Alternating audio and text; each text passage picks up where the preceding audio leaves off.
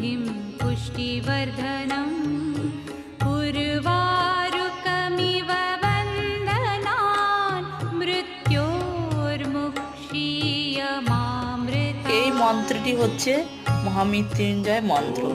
আমি এই মন্ত্রটি জপ করি প্রতি সোমবারে, কারণ আমি প্রতি সোমবারে উপোস করি, সোমবার করি, আর তাই আমি এই সোমবার করে এই মন্ত্রটি জপ করি। কিন্তু প্রতিদিন আমার হয় না, তাই আমি সোমবার করেই করি, প্রতি সোমবারে একবার করে করি। তো এই মন্ত্রটি তোমরাও জপ করতে পারো, প্রতিদিন না করলেও সোমবার করেও করতে পারো।